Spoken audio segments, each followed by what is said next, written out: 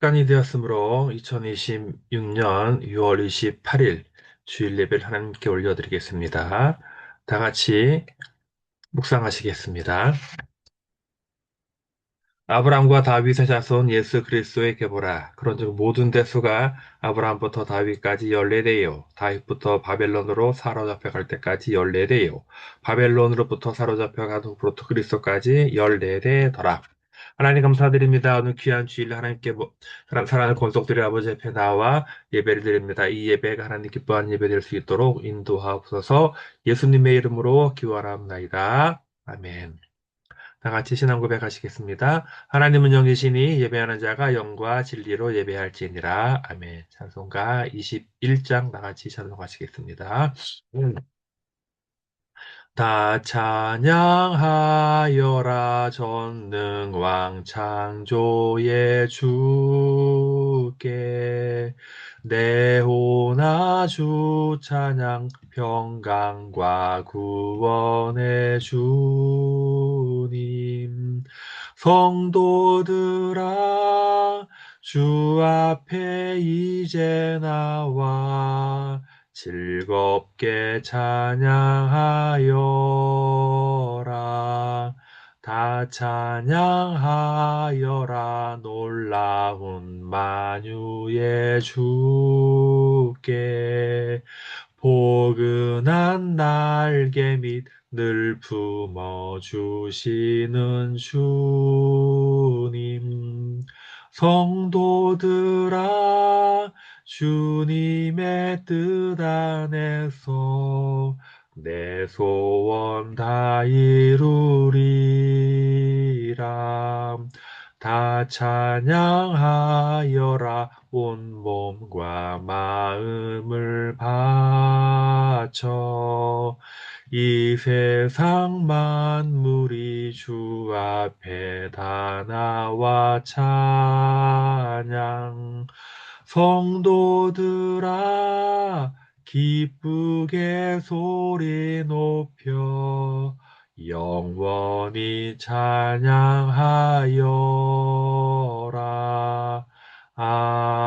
아멘. 다 같이 예배를 위해서 함께 기도하시겠습니다. 거룩하고 자비하신 하나님 아버지 감사드립니다. 6월의 마지막 주이자 7월이 시작되는 주간에 사랑하는 권속들이 아버지 앞에 나와 예배하게 하심 감사드립니다. 어느덧 2026년의 절반이 지나가고 있습니다. 뒤돌아보면 너무나 빠른 시간이었습니다. 하나님 이 기간 동안에 정말 하루에도 수없이 변화무쌍한 일들이 벌어지고 있는 이때에 사랑하는 주의 권속들이 잊지 아니하고 아버지 앞에 나와 예배하게 하심 감사드리고 또한 그 전에 몰랐다가 새롭게 하나님의 자녀로 들어오는 자들이 많아지게 됨을 진심으로 감사드립니다. 어리석은 자들은 지금도 여전히 존재하는 모든 것은 우연히 저절로 이루어졌다고 믿고 고백하고 세뇌하고 선동하고 있습니다. 그 수많은 미디어와 언론과 그런 화려한 그런 문화를 통하여서 이렇게 선동하고 있지만 그럼에도 불구하고 오히려 젊은 세대들, 새로운 세대들은 정말 그 근본적인 그런 존재에 관한 그런 문제에 대해서 과연 우리가 그런 하찮은 존재인가를 고민하며 정말 반드시 신이 있어야 한다는 그런 생각을 많이 하게 되므로 정말 많은 젊은이들이 정말 창조자를 기억하며 창조자에게 돌아오는 것을 바라볼 때에 하나님 감사드립니다.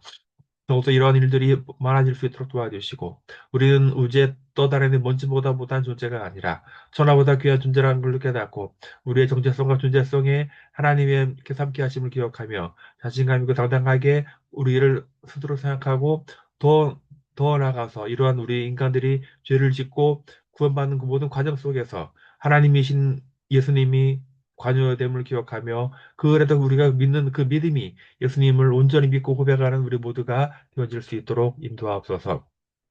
우리가 몸을 담고 살아가는 이 땅 가운데 다음 사랑해 주시고 우리가 이 땅에 대한민국을 정말 건국하게 하심으로 하나님의 사랑과 뜻과 고백으로 세워진 자랑스러운 나라 대한민국이 정말 76년이 지나면서 많이 망가졌습니다. 하나님 먼저 부끄럽고 죄송한 고백을 하오며 우리가 주님 앞에 이런 뜻을 깊이 간직하지 못하였기 때문에 우리가 하나님 많이 먹고 배가 부름으로 말미암아 하나님을 잊어버리고 정말 이상한 사상과 그러한 고집된 가르침에 순종이 됨을 고백합니다. 다시 한번 나라를 세웠던 그 정신으로 돌아갈 수 있도록 도와주시고 오직 하나님만이 우리의 구세주이며 구원자임을 기억하며 고백할 수 있도록 도와주시고 많은 사람들에게 방황하는 젊은이들에게 희망이 없는 10대들에게 예수 그리스도가 유일한 희망임을 고백하며 그 믿음대로 그 정신대로 나라를 이끌어가는 것에 적응될 수 있도록 하나님 인도해 주시옵소서. 전 세계 곳곳에 분쟁과 갈등과 기근이 있습니다.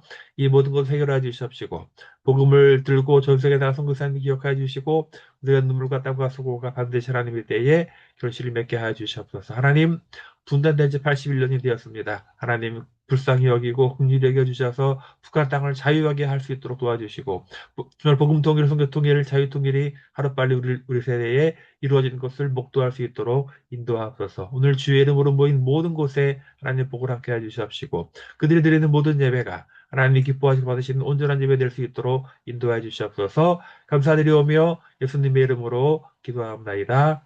아멘.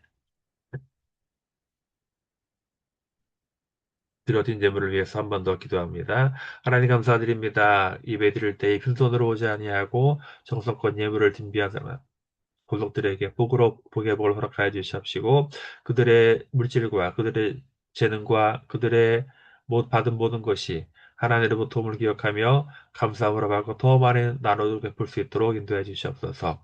나누고 베풀 때도 확산되고 불어나는 그런 놀라운 은혜의 복을 몸소 체험할 수 있도록 인도하옵소서. 감사드리오며 예수님의 이름으로 축복하며 기도합니다. 아멘. 그 소식입니다. 오늘은 아직까지는 6월 호국보로 날입니다. 나를 위해서 하신 분들을 늘 기억합시다. 7월 2일 날 우리 저희가 사는 울산중미령에서 평화공원에서 6.25 전쟁 준비하는 전투 충무식이 있습니다. 대한민국이 바로 설 수 있도록 기도하고 싸웁니다. 지금 벌써 한 달 가까이 잠실 올림픽 경기장에서 6.3 지방선거, 재선거, 부정선거를 외치는 수많은 젊은이들이 있습니다. 이렇게 지금도 이렇게 많이 나와서 부정선거, 재선거, 당일 투표, 수개표, 이 뜨거운 때양볕에도 불구하고 수많은 젊은이들이 주말 되면 더 수만 명이 모여서 외치고 있습니다. 기존 언론들은 애써 외면하고 있지만 반드시 진리가 승리하는 날이 올 줄로 믿습니다. 이 정권이 추진하는 차별금지법, 7월 7일부터 온라인 미니 차별금지법이라는 것이 시행된다고 하죠. 너무나 이 악법들이 통과되었습니다. 하루빨리 이것이 정상화될 수 있도록 기도합니다. 오늘 이런 참 이게 올림픽 공원이에요. 수많은 자원봉사자들이 음식과 물과 이걸 나눠주고 또 심지어는 이 젊은 아기들을 꾼 어머니들을 위해서 이렇게 월급 유치원까지 개방되고 이 누가 시키지 않은 자연적으로 이게 오케스트라로 많은 사람들을 이렇게 하고 또한 또 10대 학생들이 오는 것을 보고 정말 이 아이들을 위해서 공부를 과외시켜주는 이 놀라운 시민의식이 발달된 것이 바로 이 올림픽 공원입니다. 한 번쯤 모셔서 같이 동참하여서 이 나라의 진리를 위해서 외치면 좋겠습니다. 은혜 받은 말씀은 마태복음 1장 1절 11절입니다. 함께 합독하시겠습니다. 아브라함과 다윗의 자손 예수 그리스도의 세계라. 아브라함이 이삭을 낳고 이삭은 야곱을 낳고 야곱은 유다와 그의 형제를 낳고 유다는 다말에게서 베레스와 세레를 낳고 베레스는 헤스론을 낳고 헤스론은 람을 낳고 람은 아미나답을 낳고 아미나답은 나손을 낳고 나손은 살몬을 낳고 살몬은 라합에게서 보아스를 낳고 보아스는 룻에게서 오벳을 낳고 오벳은 이세를 낳고 이세는 다윗 왕을 낳으니라. 다윗은 우리아의 아내에게서 술로몬을 낳고 술로몬은 르호보암을 낳고 르호보암은 아비야를 낳고 아비야는 아사를 낳고 아사는 여호사밧을 낳고 여호사밧은 요람을 낳고 요람은 우시아를 낳고 우시아는 요담을 낳고 요담은 아하스를 낳고 아하스는 히스기야를 낳고 히스기야는 므낫세를 낳고 므낫세는 아몬을 낳고 아몬은 요시아를 낳고 바벨론으로 사로잡혀 갈 때 요시아는 여고니아와 그 형제들을 낳으니라. 바벨론으로 사로잡혀 간 후에 여고냐는 스알디엘을 낳고 스알디엘은 스룹바벨을 낳고 스룹바벨은 아비옷을 낳고 아비옷은 엘리야김을 낳고 엘리야김은 아소르를 낳고 아소르는 사독을 낳고 사독은 아킴을 낳고 아킴은 엘리웃을 낳고 엘리웃은 엘르아사를 낳고 엘르아사는 mat단을 낳고 mat단은 야곱을 낳고 야곱은 마리아의 남편 요셉을 낳았으니 마리아에게서 그리스도라 칭하는 예수가 나시니라. 그런즉 모든 대수가 아브라함부터 다윗까지 14대요. 다윗부터 바벨론으로 사로잡혀 갈 때까지 14대요. 바벨론으로부터 사로잡혀 간 후부터 그리스도까지 14대더라. 오늘부터 이제 오늘 제목 마태복음 강의 첫 번째로서 예수 그리스도 족보라는 함께 달라기 원합니다. 아, 오늘부터 이제 마태복음을 시작하려고 합니다. 약 15회에 걸친 사사기 강의를 마치고 다시 이제 복음에 집중하는 의미에서 마태복음 신약을 하려고 하는데 제가 뭐 신약 마가복음과 요한복음 뭐 여러 가지 갈라디아서 히브리서 요한계시록을 강의했지만 마태복음의 시작은 바로 마태복음이죠. 마태복음을 통해서 우리가 좀 더 복음의 근본적인 것을 알아가면 좋겠습니다. 신약성은 총 27권으로 되어 있어요. 그죠? 근데 그 중에 이제 첫째, 마태, 마가, 누가, 요한을 이 복음서라 그래요. 그러니까 이 예수님에 대해서 집중적으로, 직접적으로 보고 이렇게 사람들이 쓴 것을 복음서라고 하는데, 그 중에 마태복음은 바로 첫 번째 복음인 것입니다. 근데 좀 더 살펴보면 이 복음서 사이에서도 마태, 마가, 누가 좀 차이가 있어요. 마태, 마가, 누가 이제 비슷하고요. 요한복음은 이제 좀 관점이 다릅니다. 그래서 이제 시기적으로 가장 먼저 쓰는 것은 누가복음이고 가장 늦게 쓰여진 복음은 요한복음이죠. 오늘은 이제 그 마태복음에 대해서 알아볼 건데 첫 번째 이 마태복음의 저자는 당연히 마태죠. 마태는 유대인이고 갈릴리 가버나움 출신입니다. 가버나움에서 세금을 징수하던 세리였습니다. 우리가 알다시피 세리는 그 당시에 아주 죄인 취급받았죠. 왜? 로마의 앞잡이라는 그런 인식이 강했기 때문이에요. 마치 우리나라가 일제시대에 마치 일제시대에 그런 좀뭐 관료만 하더라도 친일파라고 매도했던 것처럼 이 당시에도 로마의 관리가 되는 것만으로도 유대 입장에서는 매국노가 되는 거죠. 죄인 취급받은 거야. 그런 마태가 어느 날 예수님에 관한 소문을 들었고 어느 날 갑자기 예수님이 자기 앞에 나타나고 합니다. 다짜고짜 아무것도 묻지 않고 나를 따르라 할 때에 마태는 그 모든 것을 내려놓고 예수님을 따라서 제자가 되었습니다. 그러니까 비슷한 사개오 불잖아요. 사개오도 세리처럼 마태도 세리였어요.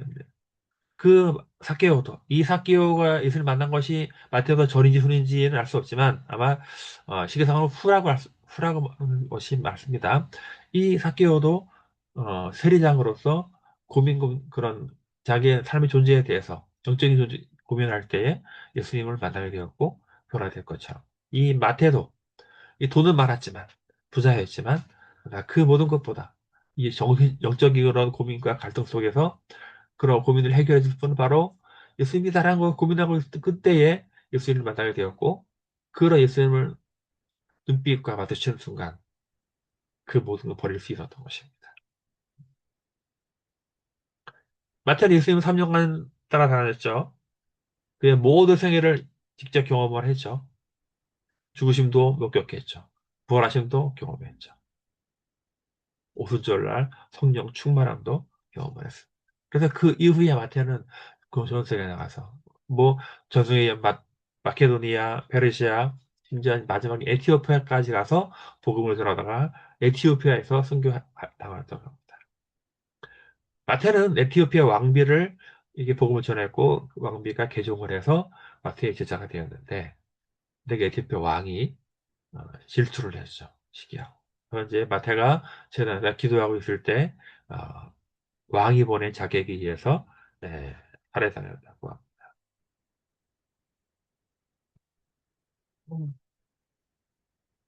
이 마태복음에 대해서 좀 더 알아보면요.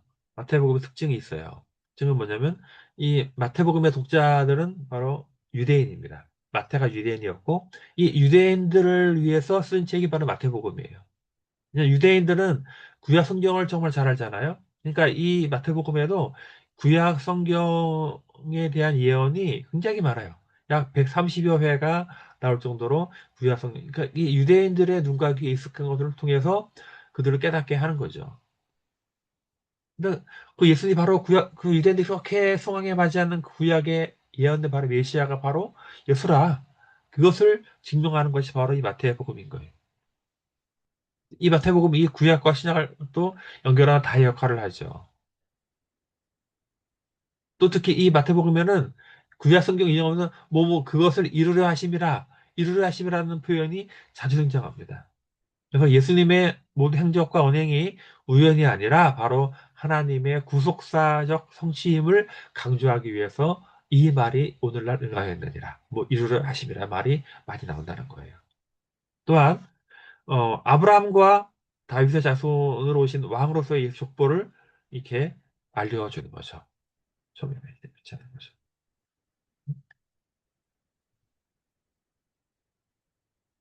이것이 바로 마태복음의 특징이고요. 그러면 이제 마태복음의 주제는 뭐냐면 약속된 메시아와 구원자이신 예수 그리스도. 이게 주제입니다. 약속된 메시아와 구원자이신 예수 그리스도. 그분을 통해서 성취된 하늘나라, 하나님 나라를 이게 갈 수 있습니다. 그 마태는 구약의 예언이 예수님을 통해서 어떻게 성취되었는지를 이게 증명하는 데 집중했던 것으로 있는 마태복음을 보면 알 수가 있습니다. 이제 본론에 들어갑니다. 아브라함과 다윗의 자손 예수 그리스도의 계보. 이 구약성 성경 이사야에 보면 이런 말이 나와요.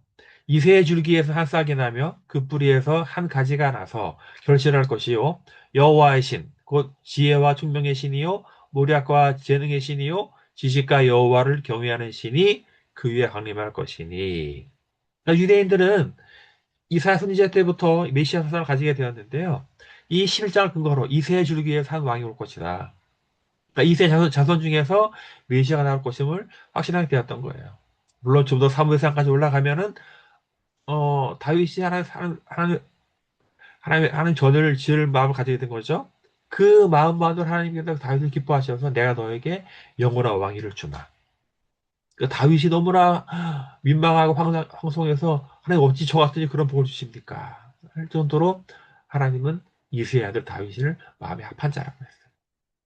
다윗 가문을 통해서 영원한 왕위를 준다. 물론 이제 이 왕위가 자녀선서 왕위를 한다는 개념이 아니라 영원한 왕은 우리가 알다시피 하나님뿐이 없잖아요. 그래서 이 영원한 왕은 바로 메시아 그거를 상징하는 것을 그들이 알기 때문에 그렇게 하는 거예요. 물론 요 전에 보면 이게 있어요.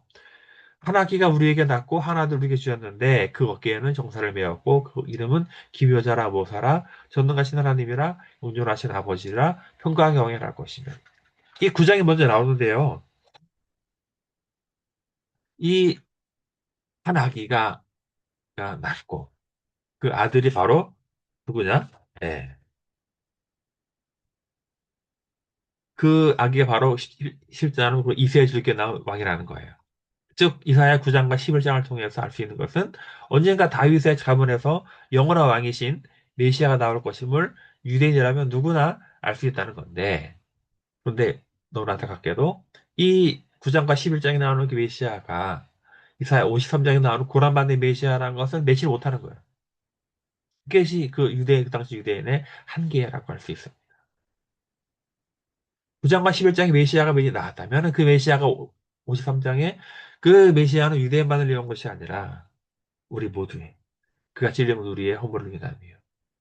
우리는 다 양 같아서 그릇 행하여 각기 제게로 갔거늘 여호와께서 우리 모두의 죄악을 그에게 담당시키십니다. 고난받는 메시아, 구원 메시아와 그 9장 11장이 이어짐을 그때는 유대인들이 몰랐다는 거예요.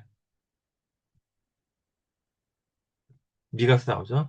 베들레헴 에브라다야 너는 유다 족속 중에 가장 작을지라도 이스라엘을 다스리는 자가 네게서 나올 것이며 그는 그의 근본은 상고에 영원히 있느니라. 그러니까 미가 선지를 통해서 한 번 더 메시아 출현을 예언했는데 이거에 메시아가 태어날 지명까지 일러준 거죠. 그러니까 미가서와 이사야 통해서 유대인들은 다윗 가문에서 메시아가 올 것인데 그 메시아는 유대 땅 베들레헴에서 올 것임을 그들은 이식하게 되었다는 거예요. 근데 여기서 마태 근데 사실 이 그저보다 더 창세기까지 거슬러 올라가면요. 이대인들이 아브라함을 자기 조상이라고 한 이유는 이거예요. 십장 3절에 너를 축복하는 자에게 내가 복을 내리고 너를 저주하는 자에게 내가 저주하리니 땅의 모든 족속이 너로 말미암아 복을 얻을 것입니다. 그러니까 아브라함을 불러내서 하나님이 복을 주신 거잖아요. 그건 또 말입니다. 여호와께서 아브라함에게 이르시되 너는 정령이 알라 내 자손이 이방에서 객이 되어 그들을 섬기겠고 그들을 400년 동안 내 자손을 괴롭히리니 그 섬기는 나라를 내가 징치하시며 그 후에 내 자손이 그 은총을 이고 나오리라. 이미 창세기를 통해서 아브라함을 통해 그 자손의 복을 받을 것이라고 알고 있었던 유대인들은 자기들을 특별한 존재로 인식하게 되었죠. 이 아브라함까지 그들의 조상이라고 여기게 된 것이에요. 즉 유대인들은 아브라함을 통해서 받은 언약으로 자신들을 하나님이 특별히 선택된 백성이라는 인식을 갖게 되었고 그러므로 인해 아브라함을 자신들의 조상으로 여기게 되었으며 다윗에게 언약한 영원한 왕 언약을 통하여서 또 다윗의 줄기에서 메시아가 올 것을 알게 된 이유로는 언젠가 오게 될 메시아를 기다려 소망을 갖게 되었다는 거예요. 그 여기까지는 좋아요. 근데 이 마태가 아주 기가 막힌 소설입니다. 이 메시아 족보에 등장하는 여인들이 등장합니다. 근데 그 여인들이 평범한 여인들이 아니에요. 오늘 3절 다시 읽겠습니다. 3절. 유다는 다말에게서 베레스와 세레를 낳고. 자, 여기서, 그러니까 유다와 다말이 사이에서 아들을 낳았다는 얘기잖아요. 근데 여기서 중요한 것은 다말이 유다의 부인이 아니에요. 며느리란 얘기입니다. 즉, 시아버지와 며느리의 엽기적인 불륜 사이에 태어난 자녀가 바로 메시아 족보에 기록된다는 것에 대해서 일반적 상상으로 이해 간다는 거죠. 충격이죠. 이걸 간단히 말씀드리면요. 원래 유다에게는 아들이 세 명이 있었어요. 셀과, 어, 아, 엘과 오란과 셀라 세 명이 있었는데, 그래서 엘의 아내가 바로 다말인 거예요. 근데 엘이 아카보를 하나님이 그걸 죽이셨다 그랬어요. 그래서 이제 그 둘째 아들 오난이 형을 대신해서 다시 다말에 장가들어서 형이 자손을 이어야 돼. 그것이 그 당시 법이에요. 그러니까 역시 전문적으로 하면 형사 취소제라는 건데 형이 자녀가 없이 죽으면은 동생이 형수에게 장가들어서 형의 자손을 있게 하고 그 다음 아들은 그 둘째 아들이 되는 거죠. 이게 그런 건데 이 오난이 아니 내가 뭐 아들 낳아봐야 내 아들도 아닌데 뭐 그래서 형수와 동침할 때에 일부러 임신을 안 시키기 위해서 치외 사정을 한 거예요. 이 행위가 하나님 보시기에 좀 악한 놈. 그러니까 오난까지 죽여버립니다. 근데 그 당시 막내 아들 쌀은 아직 어린 상태였기 때문에 이 유다가 겁이 난 거야. 야, 이 다말 때문에 내 아들을 다 죽는구나. 그래서 다말을 야 아들 클 때까지 친정이 가 있어. 라고 합니다. 핑계긴 하는데 어느 날 셀라 장성합니다. 성인이 되었어요. 근데 성인이 되어서도 시아버지 유다가 자기 다말을 셀라에 장가를 보내니까 꾀를 쓴 거예요. 어느 날 유다가 시아버지 유다가 어느 친구가 찾아가는데 온다 하는 소문을 듣고 유다가 자기를 창녀로 위장해가지고 시아버지 유다가 오는 길목에서 시아버지 유혹합니다. 나와 동침하자. 유다가 다시 들어가요. 어, 그러다 이제 동침을 합니다. 근데 돈을 줘야 되잖아요. 근데 아무것도 없어. 내가 뭐 좀 좋겠느냐? 그러니까 염소새끼 한 마리 줘라. 좋아. 그럼 그때까지 뭘 주게? 그때까지 당신의 이 지팡이의 끈을 담보물로 줘라. 오케이. 받아가요. 어느 날 이제 얼마 후에 유다가 약주된 염소새끼를 주러 그 근처로 아무도 그 여인이 없는 거예요. 친구에 물어보 야 여기에 기록에서 창녀가 어디 있느냐. 야 우리 동네 뭔 소리야 우리 동네 창녀가 없어. 유다는 머쓱해져서 집으로 돌아가. 얼마 후에 자기 며느리 다말이 임신하다는 얘기를 듭니다. 유다가 기가 막혀. 아니 결혼도 안 했는데 임신을 해? 그 부정한 짓을 했거나 불태워 죽여라. 다말이 끌려가면서 말합니다. 이 물건 임자로 말하면 내가 임신했다.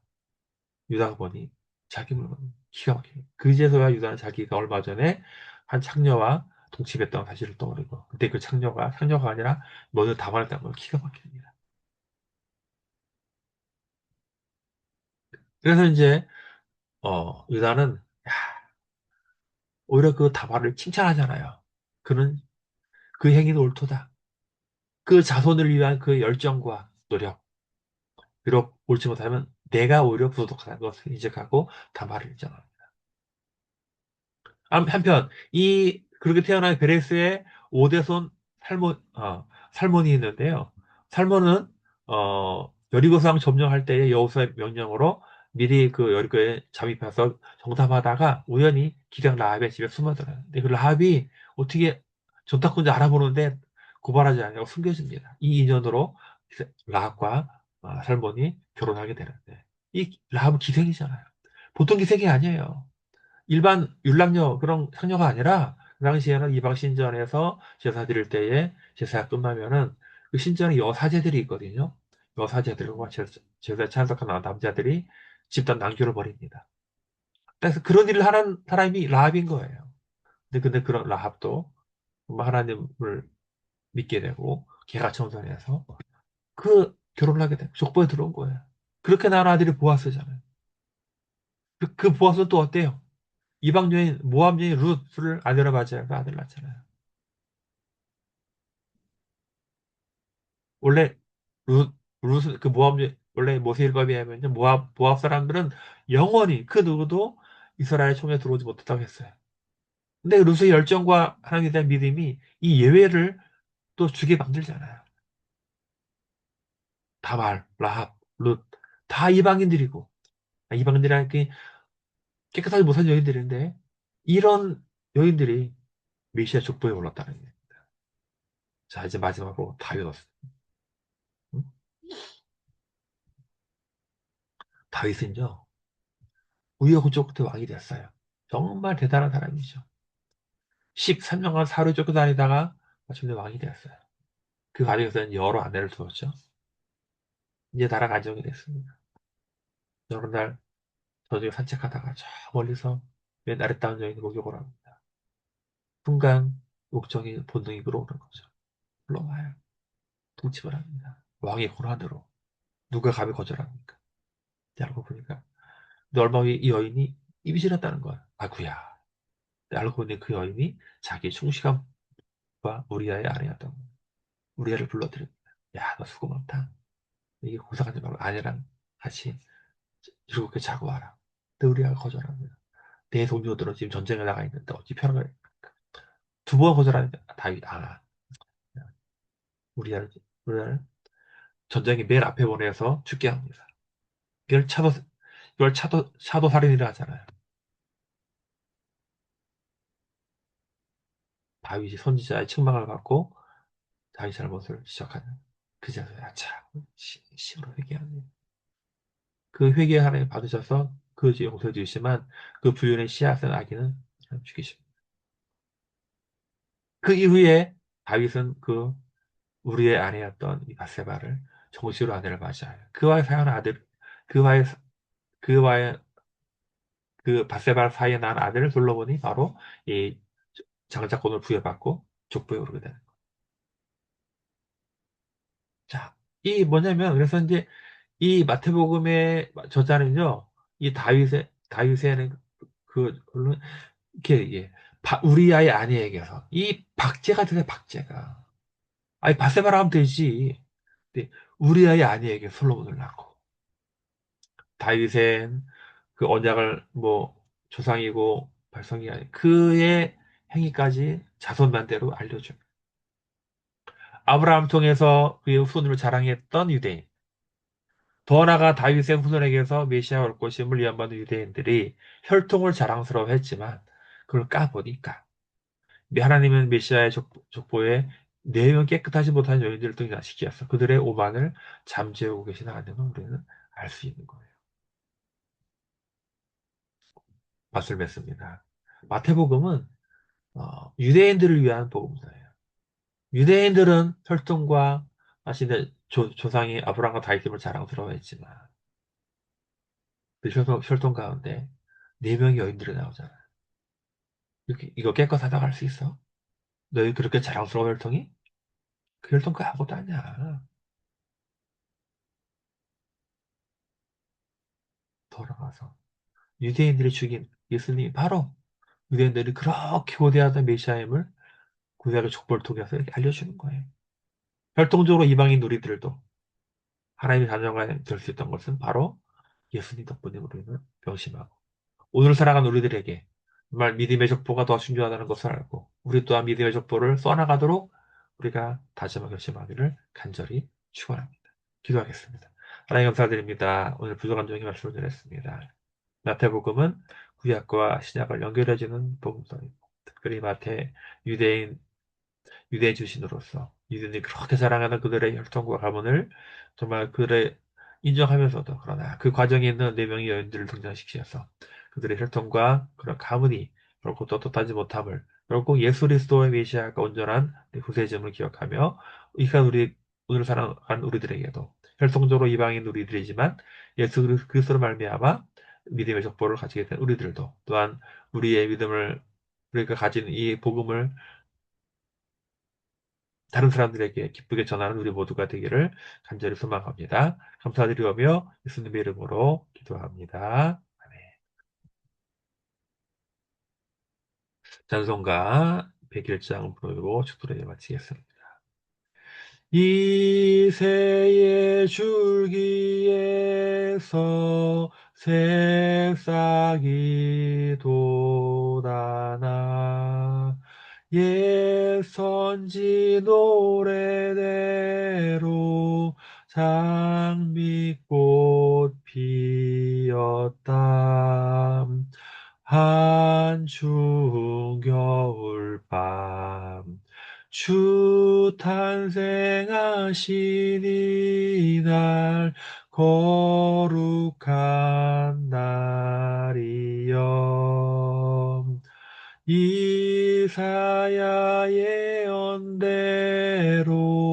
어리신 우리 주 동정녀 마리아의 몸 빌려 나셨다.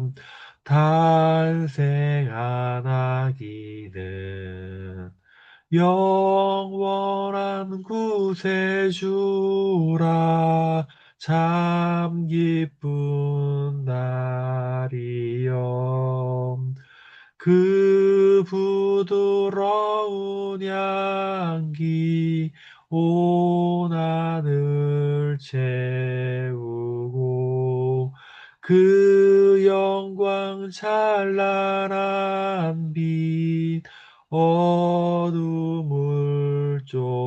쫓았다. 참신과 삼사랑 우리를 구하셨다. 거룩한 날이여. 아멘. 노래를 마치겠습니다. 지금 우리 주 예수 그리스도의 은혜와 우리 하나님 아버지의 무한하신 사랑하심과 성령 하나님의 감동과 말씀하심 마태복음을 시작하면서 저자 마태의 정말 놀라운 지적과 그 말씀대로 이방인 우리들도 예수님을 통해서 하나님의 아버지라 부를 수 있게 된 이 놀라우신 은혜를 기억하며 우리 또한 이 복음을 많은 사람을 전하기를 열심히 다짐하는 모두에게 지금부터 영원토록 함께 하시기를 간절히 축원합니다. 아멘. 예배를 예배를 마쳤습니다.